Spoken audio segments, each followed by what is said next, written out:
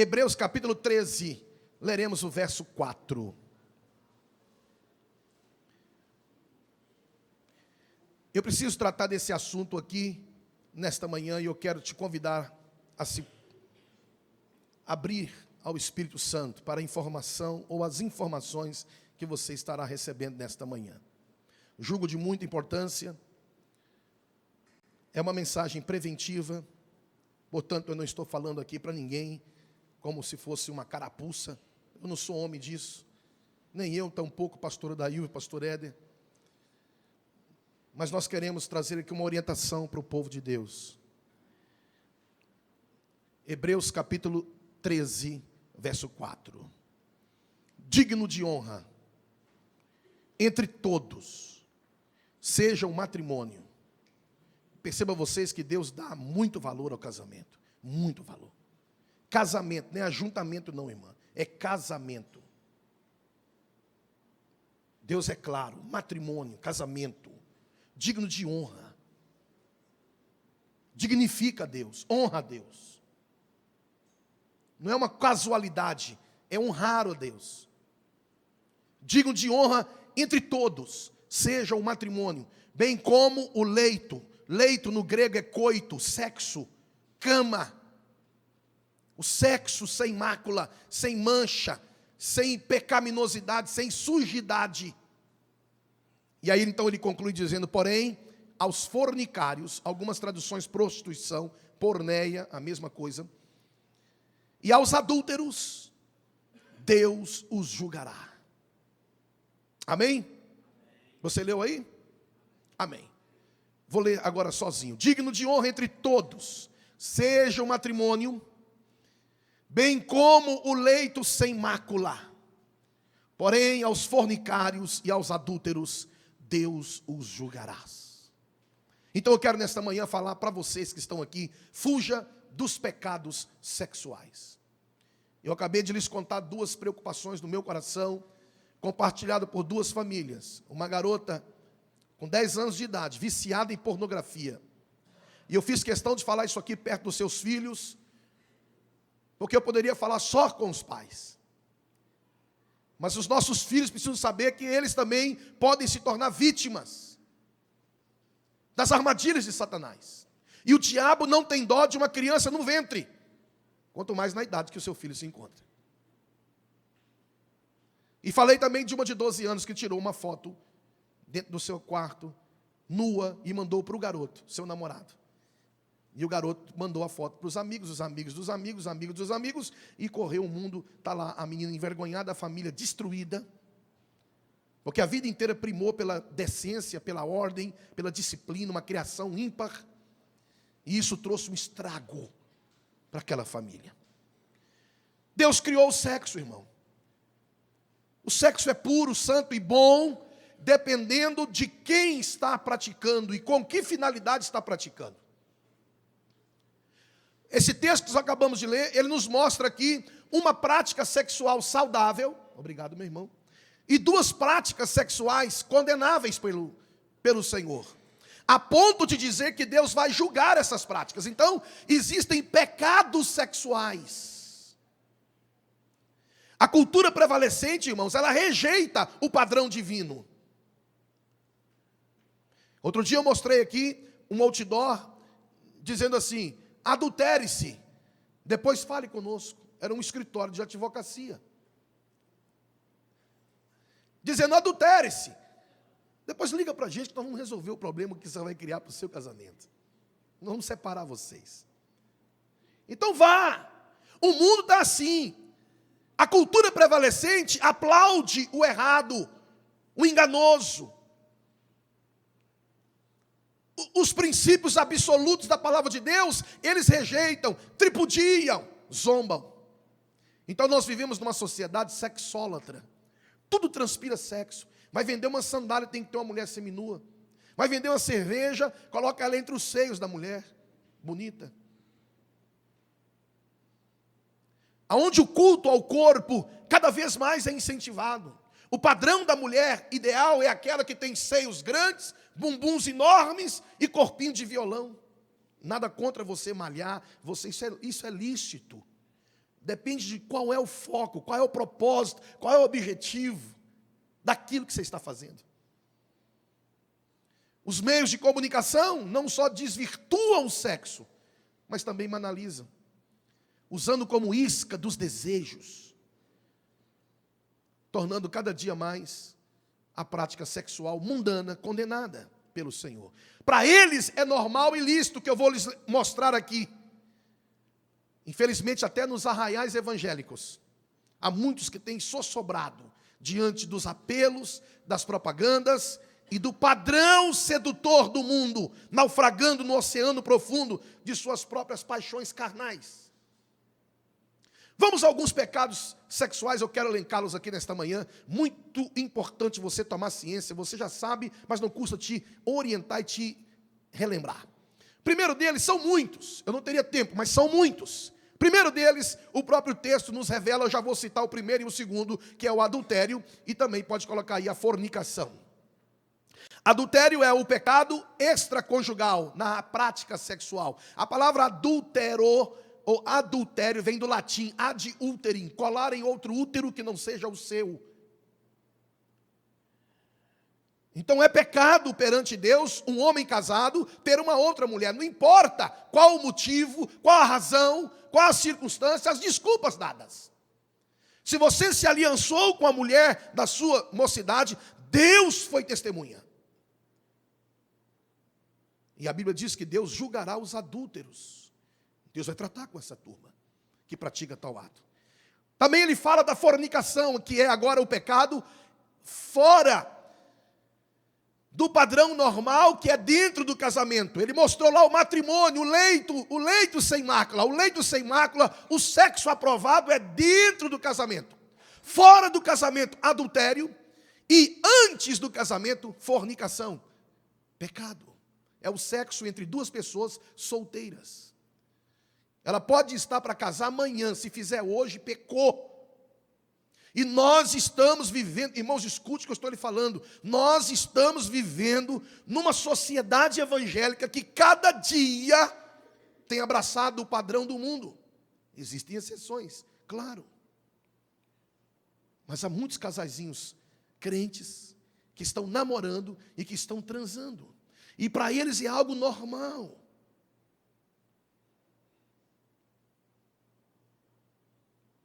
Hebreus 13, 13, verso 4 diz lá: digno de honra entre todos seja o matrimônio. Casamento é digno. Sexo dentro do casamento, digno. Bem como o leito sem mácula, porém aos fornicários e aos adúlteros Deus os julgará. Terceiro tipo de pecado sexual, a prostituição. Este pecado, você vai confundir. O tradutor, algumas vezes, ele faz uma confusão, não é uma confusão, ele coloca o mesmo termo, porneia, que é relação sexual ilícita, mas a Bíblia faz distinção, e aí você tem que saber a hora que prostituição lá está falando de um ato sexual fornicando, ou um ato sexual comprando o sexo. E aqui agora é o sexo comprado, a prostituta, aquele que se vende, aquele que provoca prazer no outro em troca de valores. Há muito disso aí. Sempre houve, e pelo visto haverá até os fins dos dias. Olha o que diz Levítico 19, verso 29. Não contaminarás a tua filha. Olha como é que era naquela época. A mocinha nova, o compadre chegava e falava assim: rapaz, estou querendo desafogar os desejos sexuais. Eu falei: tem uma menina aí, ué. Quanto é que você dá? Lá, rapaz, dou uma grana aí, ué. Você dá uma grana? Então, vem cá. Fulaninha, vem cá, deita com ele. Era cultura machista, opressora. Olha, não contaminarás. Por que Deus está ensinando? Levítico, você vai encontrar muito Deus falando: não faça isso, não faça aquilo. Não, a gente quando está criando uma criança, a gente fala muito não com ele. Não é que você não gosta dele, é porque você quer livrá-lo do pior. E lá ele diz: não contaminarás a tua filha, fazendo-a prostituir-se, para que a terra não se prostitua e nem se encha de maldade. Irmãos, o pecado sexual é um pecado espiritual. Uma pessoa que deita fora do padrão de Deus com uma outra pessoa que não seja seu marido, sua esposa, ele não está cometendo só um pecado no corpo, ele está chamando para si maldição, mas não é uma maldição só para ele. A Bíblia chega a dizer que a terra é amaldiçoada. É um negócio tão sério, que nós devíamos, meu irmão, ter muito cuidado com relação a isso. Olha Deuteronômio 23, verso 13, não haverá prostituta dentre as filhas de Israel. Deus está falando, eu não quero no meio do meu povo prostituta ou prostituição. Pessoas que se vendem em troca de favores. Nem haverá sodomita. Sodomita é aquele que gosta de fazer sexo anal.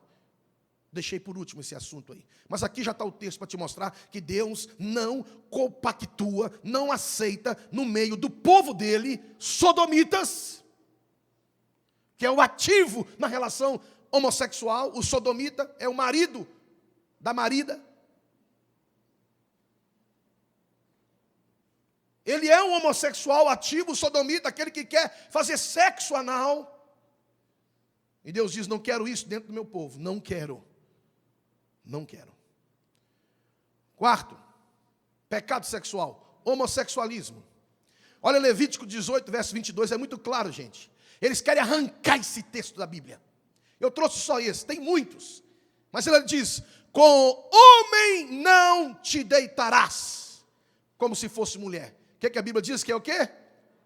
Abominação é. Deus abomina a prática homossexual. Deus abomina, não o homossexual, a prática. Para ele há uma palavra de libertação. Porque é um pecado aprendido, não é genético. Nunca comprovou a genética homossexual, porque não tem, é XY, XX, não tem mais. Ou é homem ou é mulher, não tem padrão genético meio termo. Com homem não te deitarás, como se fosse mulher. Abominação é. E o inverso também é óbvio. Como uma mulher não te deitarás, como se fosse uma mulher. Porque abominação é. Hein? Como se fosse um homem ou uma mulher, que ela pode deitar com uma que acha que é homem.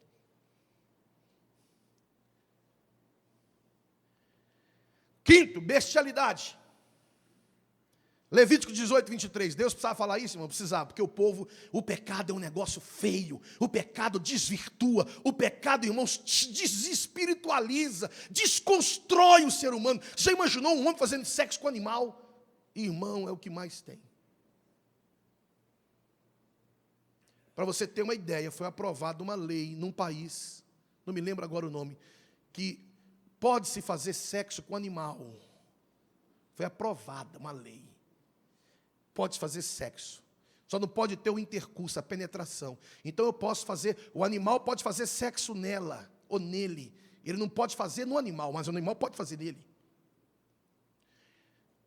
Uma criança com o celular dentro de casa, se ele digitar lá sexo bestial, ele vai ver gente fazendo sexo, mulheres fazendo sexo com cavalo, com cachorro.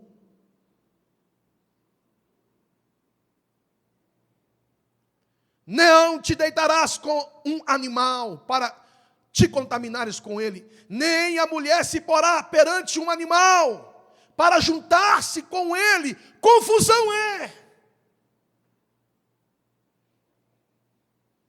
Sexto pecado sexual, estupro. Deuteronômio 22, verso 25. E se algum homem no campo achar uma moça desposada, e o homem a forçar, e se deitar com ela, então morrerá. Só o homem que se deitou com ela. Não está dizendo, ele fez, ele forçou, ele estuprou. A lei era rigorosa, porque Deus precisava educar esse povo. E Deus então diz, quem estuprar, quem quer que seja, ele vai morrer. Pega a sua Bíblia agora, porque eu vou te mostrar um outro pecado chamado incesto. Sétimo, incesto. Abre a tua Bíblia aí. Levítico 18, são vários versículos, eu quero que você abra a sua Bíblia. Levítico, depois de Números. Levítico antes de Números, perdão. Levítico 18. Você que está sem Bíblia, ouça a leitura. Verso 6. Olha que coisa séria, irmãos. Nenhum homem se chegará a qualquer parenta da sua carne. Pronto. Ah, pastor, eu apaixonei pela minha tia, irmã do meu pai. Sai fora.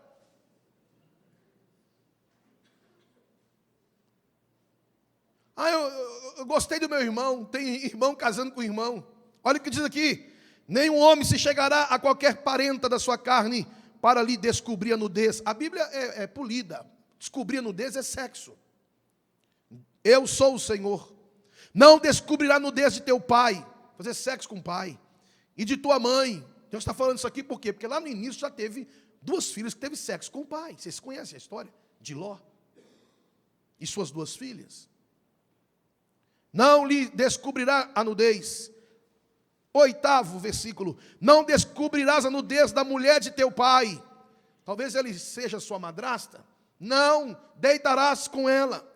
Nem a nudez, verso 9, da tua irmã, filha de teu pai, ou filha de tua mãe, nascida em casa ou fora de casa. Não importa se seu pai teve ela fora de casa. Sua irmã lá que chegou, gostei dela. Está fora do propósito. Olha o que diz o texto. Nascida em casa ou fora de casa, a sua nudez não descobrirás. 10. A nudez da filha do teu filho. Neta. Filho do teu filho é o quê? É neta, o neto. Ou da filha da tua filha. A sua nudez não descobrirás, porque é tua nudez. Não descobrirás a nudez da filha da mulher de teu pai, gerada de teu pai. Ela é tua irmã. 12. A nudez da irmã de teu pai não descobrirá sua tia. Ela é parenta de teu pai. A nudez da irmã de tua mãe não descobrirás, pois ela é parente de tua mãe. 14. A nudez do irmão de teu pai não descobrirás. Não te chegarás à sua mulher. Ela é sua tia. A nudez de tua nora. Olha. Não descobrirás. Ela é mulher de teu filho. Não lhe descobrirás a nudez. 16. Penúltimo versículo. A nudez da mulher de teu irmão não descobrirás. É a nudez de teu irmão. 17. A nudez de uma mulher e de sua filha. Olha, irmão. O cara casou com a mulher, mas está pegando a filha também.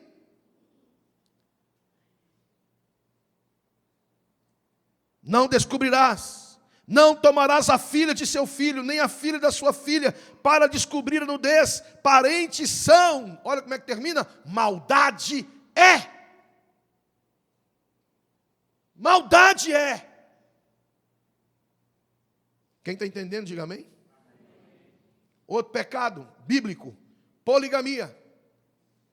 O verso 18, que eu não li agora, vou ler. Levítico 18, verso 18. Está ali na tela. E não tomarás uma mulher juntamente com a sua irmã, para fazê-la sua rival. Olha, irmão, não adianta. Um homem que tem mais de uma mulher, ele criou uma rivalidade. Ele criou um problema para a sua vida, para a sua mulher, para a sua família. Deus está falando, não tome uma mulher juntamente com sua irmã para fazê-la sua rival, descobrindo a sua nudez diante dela em sua vida. O que a Bíblia está dizendo é que é um homem e uma mulher. Gênesis 1, verso 27, criou Deus o homem à sua imagem, a imagem de Deus o criou, macho e fêmea os criou. Deus fez um homem e fez uma mulher, Adão e Eva. Deus não aprova a poligamia. Há uma lei no Congresso Nacional, irmãos, prestes a ser aprovada, para aprovar a poligamia, que já é praticada no Brasil. Tem um cantor aí, um morenão fortão, ele bate no peito e fala que tem muitas mulheres, dezenas de filhos. Ele vai nos programas e leva os filhos dele, e todo mundo aplaude. Dá ibope falar do MC, não sei o que lá. Porque o cara tem muitas mulheres. E ele chega todo pansexual. É isso aí, muitas mulheres. E esse negócio vai entrando, é isso aí. Muitas mulheres, muitos homens, muitas mulheres, e não sabe que isso é uma isca do diabo para destruir a você e a mim, sua casa e a minha. 9º. Não, eu pulei. Então, corrige para mim aí, porque o 8º agora é o 9º. Corrige todas as. Lascívia, diga lascívia. Gálatas 5,19, eu vou ler aqui, não está no projetor ali, porque houve um erro de sincronismo ali. Porque as obras da carne são manifestas, as quais são adultério, fornicação, impureza sexual e lascívia. O que é lascívia? Lascívia é desejo desordenado para as coisas do sexo. Tem pessoas que ele tem um desejo desordenado para o ato, para a vida sexual, para a área sexual. Deus falou com Davi assim, irmãos. Davi foi inoculado por esse veneno. Ele estava no terraço real e viu uma mulher tomando um banho nua. O que ele fez? Ele desejou aquela mulher. Ele viajou naquela mulher. E ele disse que aquela mulher, alguém chegou e disse para ele, é casada, e o marido dela está na guerra, já tem mais de 3 meses. Ele falou, Trama, traz ela aqui para mim. Dá um pito nela. Dá um pito.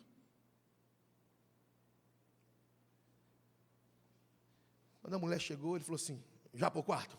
Tem um papo sério para contar para você aqui agora. É o rei. E ele pegou a mulher de um homem casado e teve sexo com ela. A Bíblia nos fala que ele já tinha 7 mulheres. Quantas mulheres? Deus falou com ele assim, ainda era pouco, quando Deus mandou o profeta na casa dele. Deus não aprovava 7, mas Deus foi dando corda para Davi. Foi dando corda, porque Deus vai avisando. Você pensa que Davi não ia no culto? Davi ouvia a palavra. Davi tinha pregadores ao seu redor. Davi tinha profetas, ele recebeu o profeta ia na casa dele. O profeta falava com ele, orientava a vida dele. Tanto é que quando o profeta falou que tinha alguém no reino cometendo uma injustiça, ele falou, vai pagar 4 vezes mais. E o profeta falou, tu és esse homem.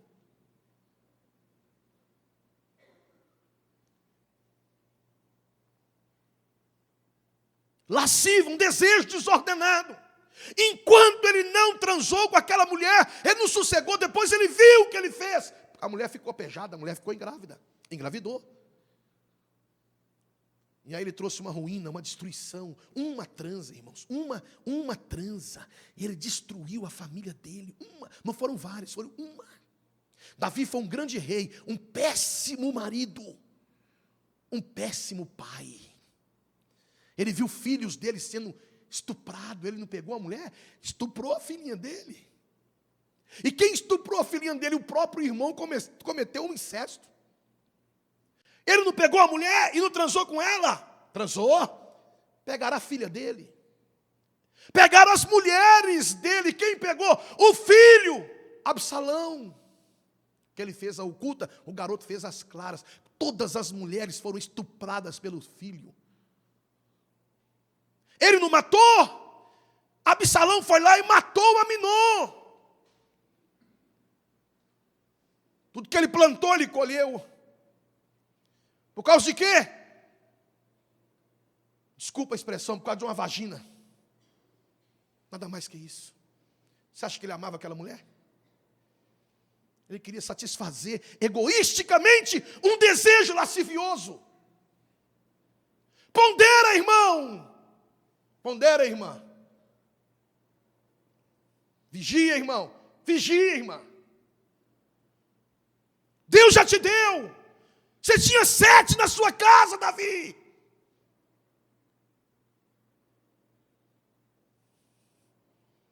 Agora você prepara que o pau vai cobrir no teu lombo. E cobriu. Deus perdoou.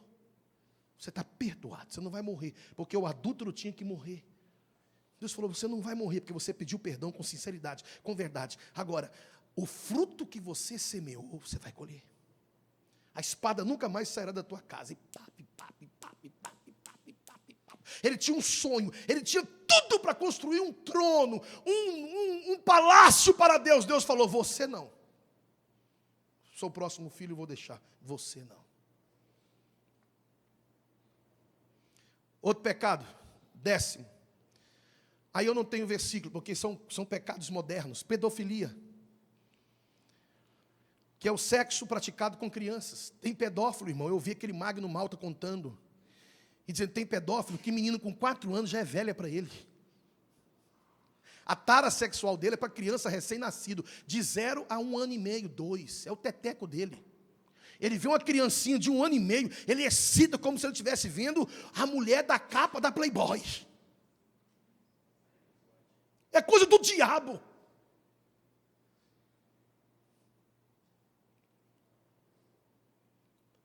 Outro pecado sexual, necrofilia.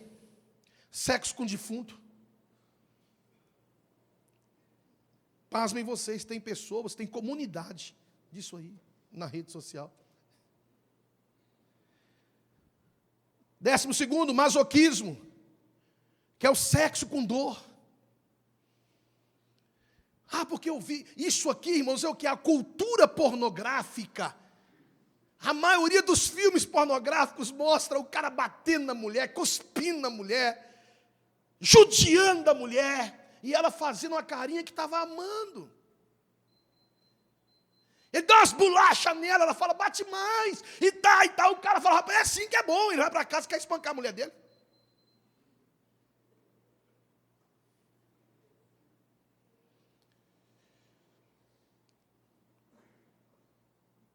Décimo sexto, pornografia. Isso é um mal, irmão, que não vai entrar na igreja, já entrou. Já entrou, irmão. E quando eu digo que já entrou, eu não estou falando ao vento. Eu sei do que eu estou falando. Tem pastores viciados em pornografia, tem obreiros viciados em pornografia. Tem homens casados, jovens, adolescentes, crianças. De cada 4 pessoas que estão na internet, na pornografia, agora, 3 são homens, 1 é mulher. Era um pecado há 40, 50 anos atrás, único e exclusivamente masculino. Não, agora já não é mais. E 14º, masturbação, que é o sexo egoísta. Salvo se seu marido te tocar e você chegar ao orgasmo, ao clímax, não há pecado nenhum. Não há pecado nenhum. O homem tocar a mulher tocar o homem. Isso é um sexo prazeroso entre eles. A masturbação que eu digo aqui, que eu falo aqui, é a pessoa gerar em si mesmo prazer, sem o cônjuge estar junto. Sem o cônjuge participar daquele momento ativamente.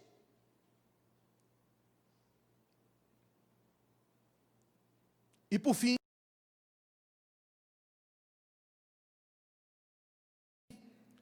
sexo anal. Eu trouxe aqui um vídeo, eu vou mostrar para vocês, de 12 minutos, eu vou introduzir ele aqui na mensagem. Faz parte, eu quero que você ouça, não saia daqui, presta bem atenção o que você vai ouvir agora. Porque eu poderia falar algumas coisas que essa mulher vai falar, mas ela vai falar com propriedade. Eu quero deixar bem claro aqui para você entender o que é o sexo anal. É um sexo praticado com o intercurso sexual no ânus. Ânus não é órgão sexual, está ligado ao aparelho digestivo. Tem nada a ver com aparelho sexual. Aparelho sexual, órgão sexual é pênis e vagina. Limpos, órgãos limpos. Feito um para o outro, o ânus não é orifício de entrada. Eu quero te mostrar esse vídeo, quero que você preste atenção ao que essa doutora vai falar, porque é muito sério. Ela não é evangélica, eu preciso te adiantar isso aqui. Ela não é evangélica, ok?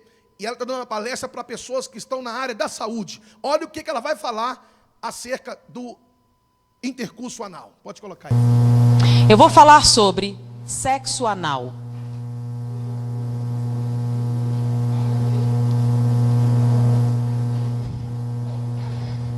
O que vai responder muitas outras perguntas, né? Sexo anal é normal? É um sexo biologicamente viável? Todo mundo devia experimentar? É natural para todo mundo? É bastante prazeroso se você fizer direito? Vocês vão ver isso escrito em todas as revistas. Eu fui numa banca, peguei todas as revistas. Todas diziam a mesma coisa. prática normal, bastante satisfatória, todo mundo devia experimentar, tem uma forma correta de fazer, tudo isso. Todos os sites pornográficos têm contos pornográficos de que essa é uma experiência extraordinária, que as mulheres gostam muito, têm medo de fazer, mas se fizer vão adorar, e que os homens vão achar o máximo. Tudo isso está escrito. Se vocês forem agora para uma banca de jornal e comprarem, vão encontrar isso, tá bom? Eu, como disse para vocês, trabalhei durante um tempo numa enfermaria de pacientes terminais do vírus da AIDS, tá? Era o Hospital Gafreguinli, aquele onde morreu Cazuza. E a enfermaria era a 10ª enfermaria do Gafreguinli, que foi justamente aquela patrocinada por ele. Na época, naquela enfermaria haviam 20 pacientes, todos eram homossexuais. E quando a gente termina a clínica médica, a gente tem que fazer uma monografia para a conclusão do curso. E como todos os pacientes tinham AIDS, nós escolhemos a AIDS para escrever. Quais as doenças oportunistas que acontecem com o vírus AIDS? Naquela época não havia o coquetel, o número de doenças oportunistas era muito maior do que era hoje. Então nós pegamos todos os prontuários dos 20 pacientes e pegamos também 100 prontuários de pacientes anteriores. E fizemos a listagem estatísticas das doenças. Em primeiro lugar estava endocardite bacteriana. Todos os 120 pacientes que nós escolhemos eram portadores de endocardite bacteriana. Era a colonização das válvulas cardíacas por bactérias. Então nós colocamos primeiro da lista, endocardite bacteriana. Segundo lugar, aí tinha pneumociste carini, tinha tuberculose, tinha um monte, aí a gente ficou colocando. Quando a gente foi apresentar para o professor, ele pegou assim, peraí, tá errado. Aí ele riscou de bacteriana. Eu fiquei, mas por quê? Todos... Aí eu falei, faça. Eu fui lá, todos tinham. Aí eu fui no outra enfermaria. Todos eles tinham endocardite bacteriana. Poxa, todo aidético tem endocardite bacteriana. É uma doença que vem com a AIDS. Aí eu voltei lá. Bom, todo paciente imunodeprimido produz inicialmente endocardite bacteriana. Ele disse, não. Eu disse, mas todos os nossos pacientes têm. Ele disse, mandou ir noutra enfermaria com pacientes terminais, com câncer e outras doenças degenerativas. Nenhum deles tinha endocardite bacteriana. Todos estavam imunodeprimidos. Eu fui na área imunológica. Nenhum paciente imunodeprimido tinha endocardite bacteriana. Bom, endocardite bacteriana não é uma complicação daqueles imunodeprimidos. Então é o quê? Aí esse professor me explicou os fatos da vida, não de maneira tão agradável como vou fazer para vocês, né? Então ele me explicou que isto não era decorrente da AIDS, era decorrente do sexo anal. Como assim? Eu não entendi, ele teve que me explicar e não foi muito agradável.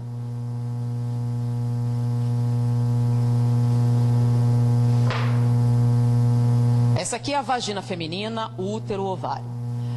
Aqui é o aparelho digestório. Boca, esôfago, estômago, intestino delgado, intestino grosso, reto e esfíncter. Tá? A única coisa que eles têm em comum é serem cavidades, tá bom? Então essa cavidade aqui faz parte da função sexual. É um órgão sexual. Ele foi criado para quê? Para o ato sexual. Ele foi projetado para isso. E esse aqui faz parte do aparelho digestivo ou digestório. Ele foi projetado com o objetivo de absorção de alimentos. Ele não foi projetado como objeto sexual. Então, quando eu fiz aqui o aumento, o que é que vocês encontraram? 16 camadas celulares, 7 camadas musculares, células caliciformes que produzem muco aquoso. Lubrifica a vagina. Vamos fazer a mesma coisa aqui. Microscópio, vamos aumentar. Vocês que estão na escola estudando o aparelho, o corpo humano, quantas camadas celulares eu tenho no tubo digestivo? Uma. Células colunares, assim. Uma camada com células ciliares no topo. tecido conjuntivo embaixo, tá? E aqui o plexo esplênico, que são aquelas veias que carregam tudo para a veia cava e distribuem para o coração, tá? Eu tenho células caliciformes também, que produzem muco, mas não produzem muco aquoso, produzem muco seroso, com S. O muco seroso tem por função proteger o tubo digestivo dos ácidos estomacais. Escuta isso aí. Quando você faz autópsia, você tem que usar todo um aparato para que você não tenha queimaduras graves com os ácidos estomacais. Se você enfiar seu braço sem proteção no estômago de um cadáver recente, você vai perdê-lo. As queimaduras serão muito intensas. Porque, lembram que o que acontece com um bife mastigado no estômago? Vira líquido. É ácido. E bife é carne. É um pedaço de bife do seu braço, naquele ácido vai virar líquido. Então, os ácidos estomacais são altamente corrosivos. Por que não corrói seu estômago? Porque você tem, quando você faz endoscopia, uma camada brilhante que protege o estômago dos ácidos. É o muco seroso. O muco seroso, além de proteger dos ácidos, ele aumenta o atrito. Porque se o alimento passar muito depressa, o que acontece? Diarreia e você morre. Então o alimento tem que passar devagar para que você possa absorver os nutrientes, né? Você absorve os açúcares, as proteínas, as substâncias, as vitaminas. Então o muco seroso aumenta o atrito, enquanto o muco aquoso diminui o atrito. 16 camadas celulares, uma camada celular. Aqui em volta eu tenho só uma camada muscular, que dá a volta, que é a que faz os movimentos peristálticos. Só uma, precisa de mais? Não, é uma camada que empurra o bolo alimentar ao longo do tubo digestivo. E no final você tem um esfíncter, que é um nervo, que serve o quê? Para reter as fezes. Só isso, não tem outra função. Ele relaxa, você libera. Então, quando você compara os dois, tem comparação possível? Não. Então, quando você atrita aqui, não tem nenhum problema. Quando atrita aqui, o que acontece? Atritar é penetrar. O que acontece no ato sexual? Atrito. Intenso. Quando você atrita, se você for fazer uma cirurgia e correr o risco de abrir o intestino, qual a preparação pré-operatória? Vocês não são tudo criancinha, né? Tem uma noção. Você não pode entrar na internet. Você vai tomar um comprimido laxante para eliminar o máximo de fezes. Você vai tomar antibióticos para matar as bactérias. Você vai fazer uma lavagem intestinal até a água sair limpa. E a última lavagem é com antibióticos. Porque se cortar e essas bactérias entrarem com o meio interno, você vai morrer de septicemia. Então eles vão limpar tudo. Durante o sexo anal, você faz lavagem intestinal antes? Não. Então é um ambiente altamente contaminado. Quando você fizer atrito, só tem uma camada celular. Você vai romper e vai sangrar. Com a ruptura e o sangramento, o que você vai jogar aqui? As bactérias presentes nessa luz, que são Escherichia coli, se você tiver sorte. E outras mais patogênicas, se você não tiver. Em volta daqui, nós temos linfonodos. São aqueles famosos da AIDS, né? Esses linfonodos, quando vêm essas bactérias, aumentam de tamanho. Aí você começa a ter uma granulação. Daí a incidência maior durante daqueles que têm hemorroidas, crescimento e dilatação de muitas veias da região e dificuldades gerais nessa musculatura. Essa ruptura constante faz com que essas bactérias superem a ação dos linfonodos e caiam na corrente sanguínea. O que tem que ir logo atrás do intestino? O intestino absorve os nutrientes, certo? E depois você tem que espalhar ele para o corpo. Então o plexo esplênico cai aonde? Veia cava. E a veia cava vai para onde? Direto para o coração. Acharam fezes, então essas bactérias das fezes caem no coração e colonizam as válvulas cardíacas, provocando endocardite bacteriana. Então não é a AIDS que provoca endocardite bacteriana, é a prática do sexo anal. Isso só acontece com homossexuais? Não. Com heterossexuais também, que pratiquem o sexo anal, a probabilidade de endocardite bacteriana se torna proporcionalmente aumentada de acordo com o nível de prática. Com os homossexuais a incidência é maior porque é a única prática sexual, tá? Então a incidência é bem maior. Por isso todo todos os pacientes homossexuais tenham endocardite bacteriana. Com a AIDS, a endocardite evoluía para pericardite e nós tínhamos que fazer punção pericárdia, tirar o líquido inflamatório do coração. Senão eles morreriam por asfixia, por contrição cardíaca. Além disso, é muito comum a insuficiência cardíaca entre homossexuais mais idosos, que a incidência chega a 68%, diferente da população normal, que é de 8%. Além disso, essa lesão constante provoca alteração da morfologia dessas células, provocando displasia. Displasia rima com neoplasia. A incidência de câncer retal na população é de 3 a 4%. Entre os homossexuais chega a 32%. Então há uma relação direta com a prática do sexo anal e com a incidência de câncer retal. Além disso, a mulher não tem terminais nervosos de sensibilidade nesta área. Então ela não sente absolutamente nada com a prática do sexo anal, a não ser o sofrimento físico, a dor, a não ser que ela compre anestésicos, que são medicações inibitórias da sensibilidade para a prática do sexo anal, e compre lubrificantes artificiais para neutralizar o muco seroso e permitir que esse acesso faça com mínimas lesões. Então, sem lubrificantes artificiais, sem anestésicos para limitar a dor, é uma prática dolorosa, humilhante, violadora. Sendo que ela tem um órgão próprio para isso. Por que um homem teria que submetê-la a esse tipo de atividade se não fosse por sadismo? Sadismo. É o prazer em infligir dor. Porque ele aprendeu nos contos pornográficos que se você tratar ela com a brutalidade necessária, você conseguirá que ela tenha prazer. No homossexual, existe até pelo menos uma desculpa. Aqui, encostado, nós temos a próstata. Tanto que o exame de próstata é retal. A próstata se encosta aqui, mas vamos fazer um aumento aqui.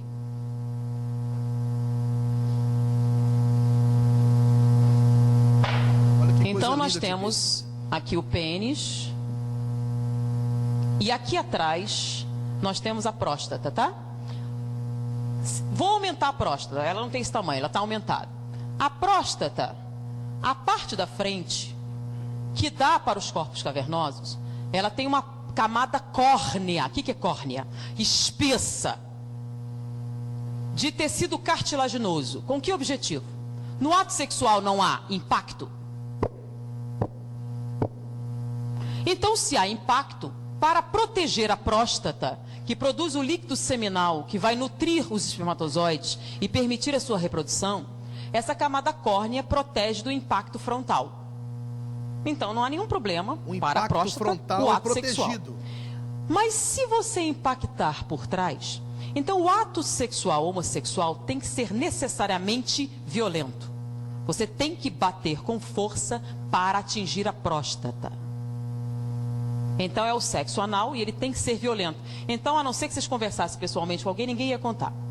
Então você vai bater com força. parte traseira Se você da próstata bater com força suficiente e traumatizar a próstata, ela sangra, porque essa parte de trás não tem camada córnea. Não se esperava na natureza nenhum impacto posterior. Está protegido pela espinha e pelo intestino. Você bate com força, traumatiza a próstata, ela sangra.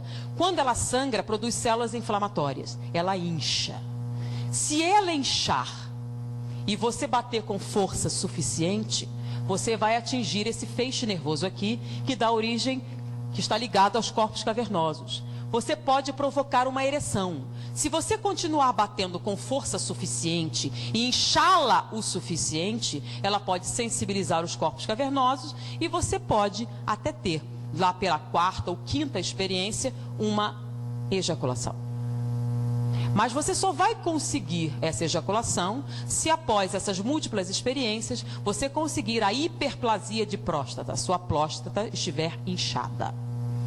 Com o passar do tempo e esses múltiplos traumatismos da próstata, ela começa a produzir células displásicas também. Displasia rima com neoplasia. Câncer. O índice de câncer de próstata na população é grande, até porque não se fazem os exames correspondentes. E existem outras motivações. Então, está alto. Hoje em dia, eles têm chegado a 18%, 20%. entre os homossexuais é de 68%. Por quê? Porque a prática sexual que eles utilizam pressupõe o câncer de próstata. Não vou nem falar dos problemas que se tem a nível urinário, a nível renal, decorrentes dessa prática. Eu pergunto, tudo isso que eu falei, procurem num livro de fisiologia médica, ou cheguem para qualquer médico e perguntem, tem algum erro nisso? Não tem. Alguma dessa estrutura anatômica está errada, ou equivocada, ou transtornada? Diante do que ele aprendeu na faculdade de medicina, se você fizer isso, não é isso que vai acontecer? Não é isso que acontece? Então me diga, o sexo anal é natural, biologicamente muito bom, extremamente agradável, saudável, produtivo, uma prática natural que todo mundo devia experimentar um dia? Não. Mas é o que está escrito na literatura. Baseado em que eles dizem essas coisas? Baseado nos contos pornográficos. Baseados nos objetivos de quê? Com esse tipo de prática, o que você tem? Você tem alguém obtendo prazer no sofrimento de outro ser humano. Você pode até se submeter, e muitas se submetem. Inclusive, nós trabalhamos no Instituto Médico Legal há um tempo. Nosso professor era diretor do Instituto Médico Legal. E naquela época não havia o divórcio. Você, para conseguir a separação judicial, você tinha uma medida cautelar. Se você provasse maus tratos, você conseguia isso facilmente. Então, muitas mulheres chegavam falando sobre o abuso. Muitas delas iam preferir o sexo anal, porque nessa situação, como ele queria que ela fizesse isso, e já era um sofrimento, ele era menos brutal.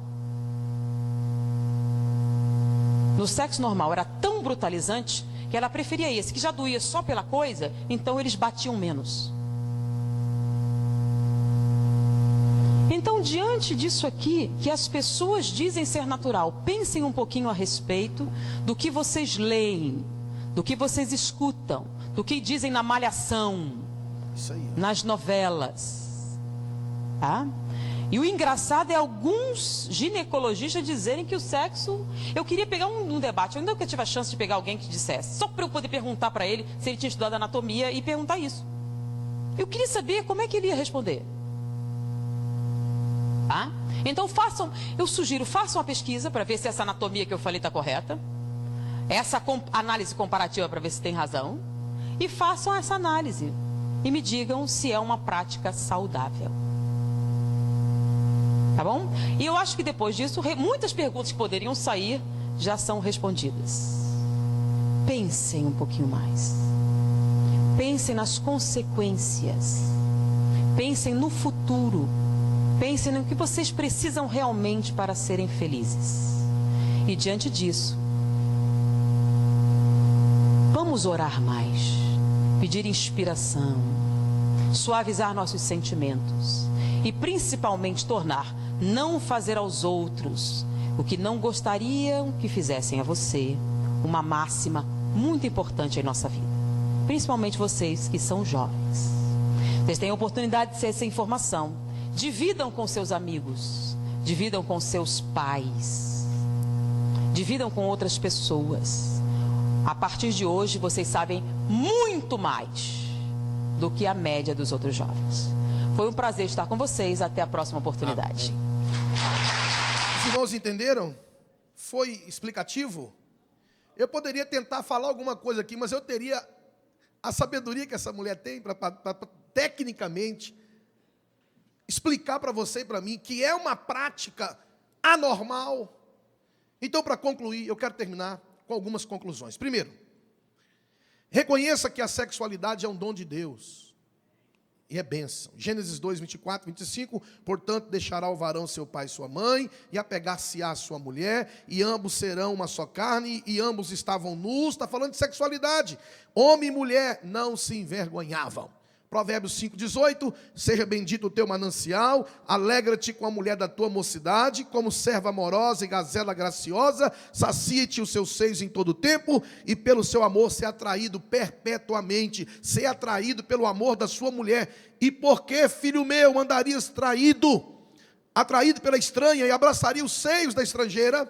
Segundo, reconheça que as proibições pretendem proteger algo precioso, não negar algo prazeroso. Você pode repetir comigo? Vamos lá? Reconhecer que as proibições pretendem proteger algo precioso, não negar algo prazeroso. Amém? Então, quando Deus fala isso aqui, não é que Ele quer te negar o prazer. Ele quer te proteger, para que algo precioso não seja perdido. Olha comigo Êxodo 20, 14, não adulterarás. Olha comigo 1 Coríntios 6, 18, fugir da prostituição. Todo pecado que o homem comete é fora do corpo, mas o que se prostitui peca contra o seu próprio corpo. 1 Tessalonicenses 4, verso 3, porque esta é a vontade de Deus, a vossa santificação, que vos abstenhais de toda prática sexual ilícita. Quem está entendendo, diga amém. Amém. E termino, terceiro, pondere sobre o perigo eterno dessa cobiça. Porque o sexo fora do padrão de Deus é uma cobiça. O que é cobiça? É desejo. E fora do padrão de Deus é um desejo desordenado, um desejo mau, nocivo, que traz consequências não só para o momento, mas consequências eternas. Termino lendo Mateus 5, 27. Olha que coisa séria que Jesus fala aqui. Ouviste o que foi dito dos antigos: não cometerás adultério. Eu, porém, vos digo que qualquer que atentar numa mulher para cobiçar, já em seu coração cometeu adultério com ela. Deus não está falando que você não possa olhar, ou não pode olhar para uma mulher. Aqui ele fala com intenção impura, com lascívia. Eu posso olhar para uma mulher e achá-la bonita, com todo respeito. Uma mulher pode olhar para um homem e achá-lo bonito, com todo respeito. Mas a Bíblia fala, se o olhar for com intenção impura, aqui ele usa o homem, mas é qualquer olhar, masculino ou feminino. A Bíblia diz que ele já cometeu adultério com ela. Portanto, se o teu olho direito, Deus não está ensinando a automutilar. O que ele está dizendo é o seguinte: se o teu olho direito te escandalizar, arranca-o e atira-o para longe de ti, pois te é melhor que se perca um dos teus membros do que todo o seu corpo seja lançado no inferno. Esse texto ele continua, ele fala: se tua mão te fizer pecar, se teu pé te fizer pecar, ele manda arrancar. O que ele está falando? Pare de olhar para certas coisas que podem te derrubar. Para de tocar em certas coisas que podem te destruir. E pare de ir e andar por caminhos que você sabe que parece bom, mas o final é morte. Eu, antes de me converter, eu via mais, eu tocava mais, e eu ia em muitos lugares. Mas depois que eu conhecia Jesus, hoje eu olho menos, eu toco menos, e eu vou em menos lugares, porque eu quero agradar o meu Senhor e quero honrá-lo com a minha vida, com o meu corpo, com todo o meu ser. Fuja das práticas sexuais abomináveis pelo Senhor. Ele deu o casamento, eu estou falando para casais aqui. Deus já te deu esse homem, Deus já te deu essa mulher. Pelo amor de Deus, não estrague aquilo que de bonito, de belo, de extraordinário, de tremendo que Deus já te concedeu. Seu cônjuge. Vamos ficar em pé? Segura na mão dele aí, dela, se você puder. Quem quiser o vídeo pode me procurar, que eu posso dar o endereço aonde você vai encontrá-lo, ok?